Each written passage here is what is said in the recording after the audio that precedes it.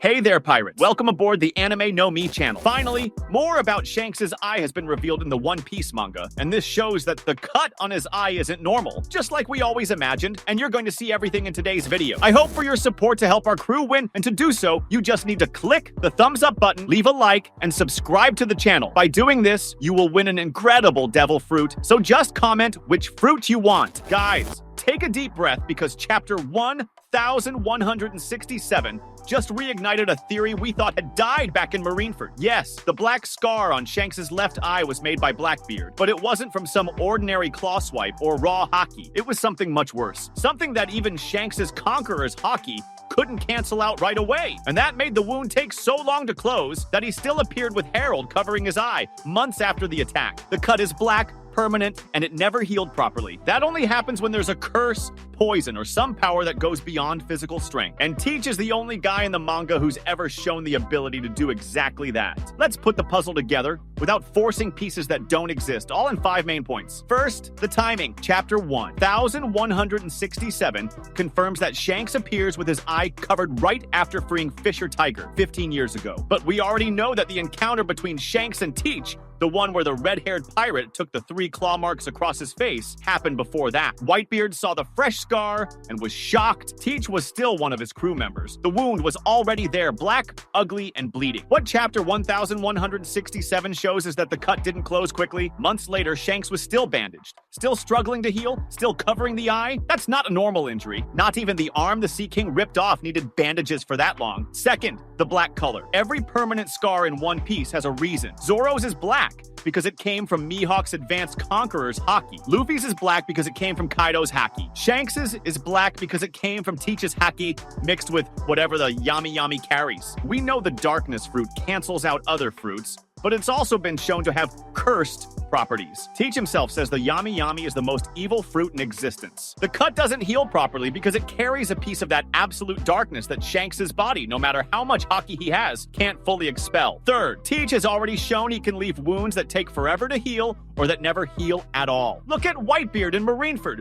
The old man took tons of blows, but the one that bled the most and hurt the most was the darkness made hole Teach opened in his chest. Whitebeard himself says this darkness isn't normal. Shanks took 3 darkness-charged claw strikes right in the face, near the brain, near the source of observation haki. The eye was scarred forever because a fragment of that curse stayed there. Like a virus his body could never kill 100%. Fourth, Shanks himself tells Whitebeard he lost the eye betting on the new era. We always thought it was a metaphor. Now it becomes literal. He bet that he could warn the old man about Teach without taking serious damage. He lost that bet. He took a blow infused with the power of the fruit Teach, spent his whole life waiting to eat. The cut wasn't just physical, it was the Yami Yami marking territory on the face of the man who dared doubt it. Fifth, the detail nobody says out loud. Shanks' left eye has never again been shown without the scar. Even years later, even after becoming a Yonko, even after stopping Marineford with a single stare, the black mark is still there. This isn't about aesthetics, it's a reminder. Every time he looks in the mirror,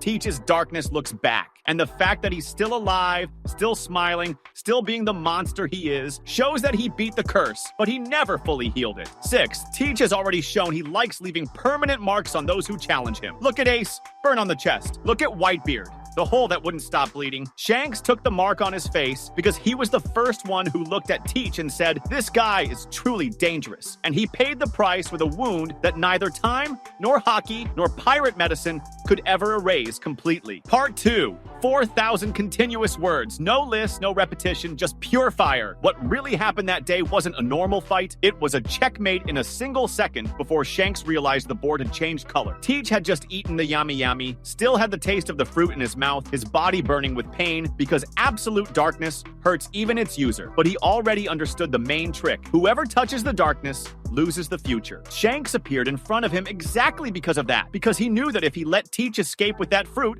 the world was done. The red-haired pirate showed up with his Conqueror's haki cranked to the maximum. Future sight running at full speed, ready to end the threat right there. Teach didn't try to run. He opened his arms and released the black veil, that living curtain of darkness that swallows light, sound, even thought. Shanks saw it and stepped in. He stepped in because he's Shanks, because he doesn't run from anything, because he thought his pure haki was stronger than any fruit. The second his foot stepped inside the vortex, his observation shut off. One blink, half a second without seeing the future. future. And that was enough. Teach was already inside, submerged in his own darkness, as if it were water, invisible even to the best observation hockey in the world. By the time Shanks realized his radar had vanished, the claws were already coming. 3 diagonal slashes loaded with raw armament hockey and the natural poison of the yami that corrodes everything it touches. The first caught his eyebrow, the second tore through his eyelid, the third scraped his eyeball. Blood, pain, absolute darkness inside absolute darkness. By the time Shanks managed to pull back, he was already marked forever. That's why he tells Whitebeard it wasn't carelessness. It wasn't. He went in wide open, calculated everything, but he didn't calculate that Teach's fruit was literally the only perfect counter to the future sight observation hockey he trusted more than his own sword. Old Whitebeard was stunned because he understood instantly.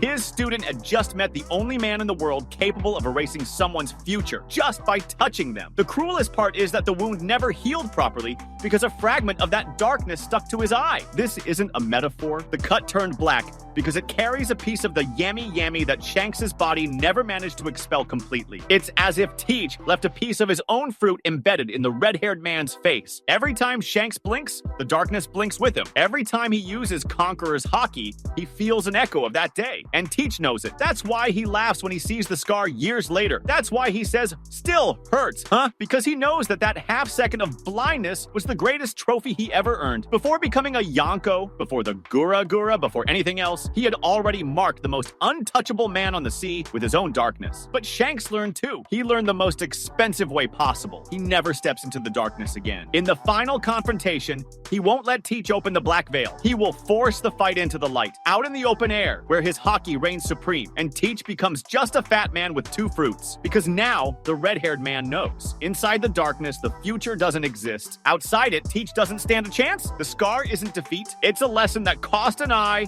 and was worth every drop of blood. The scar isn't defeat. It's a lesson that cost an eye and was worth every drop of blood. Because in the end, what Shanks learned there was something no one else could: the true nature of darkness. It isn't just the absence of light, but the absence of future itself, a total void of possibilities. When Teach opens the yami on the battlefield, he's not just destroying what's around him. He's erasing every option, every strategy, every prediction. What happens there isn't a fight, it's a denial of what could be. And whoever steps into that territory doesn't come out unscathed. But Shanks, even after everything that happened, didn't lose hope. He was never someone who would let himself be consumed by a scar or a defeat. He knows that that mark on his face is proof that he was challenged by something beyond strength, beyond reason, something even his Conqueror's hockey couldn't prevent. But at the same time, he also knows it became a constant reminder of his own limit. A limit he now understands very well. And instead of becoming a burden, it made him stronger, more prepared. After all, someone who can't see the future needs to be able to change the present absolutely. Shanks's eye scar, therefore,